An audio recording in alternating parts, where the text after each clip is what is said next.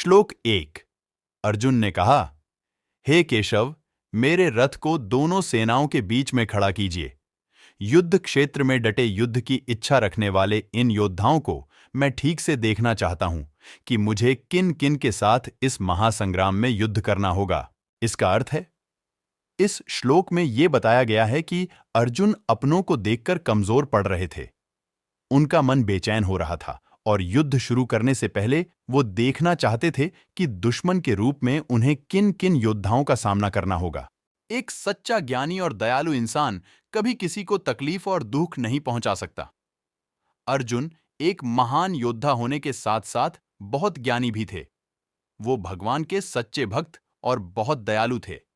उनमें अपने भाई और परिवार से युद्ध करने की कोई इच्छा नहीं थी। वो किसी की हत्या करने में विश्वास नहीं करते थे।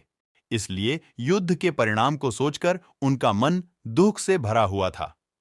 इसी तरह जीवन के संघर्ष में हमारा सामना जब किसी कठिन परिस्थिति से होता है तो हम घबरा जाते हैं, डर जाते हैं। उस वक्त हमें भी रुककर उस समस्या या परिस्थिति को गौर से देखना चाहिए और समझना चाहिए कि हमारा सामना किस तरह की चुनौतियों से होने वाला है। ऐसा करने से हम खुद को उससे लड़ने के अनुरूप तैयार कर पाएंगे। श्लोक 2। अर्जुन ने कहा, हे कृष्ण, यहां तो सभी मेरे अपने हैं। कैसे बहाऊं मैं इनका रक्त?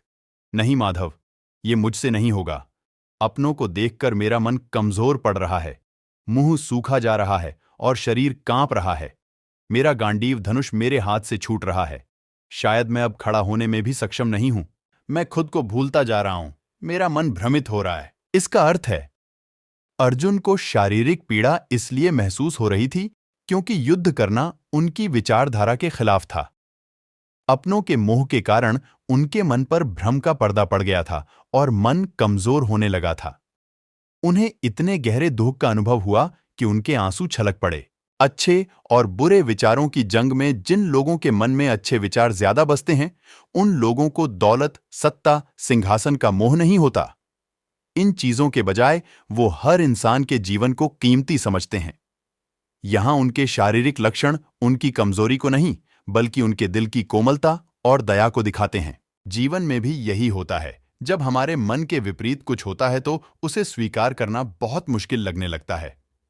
जब इंसान दुख और निराशा से घिर जाता है तो उसके मन में कई सवाल उठने लगते हैं।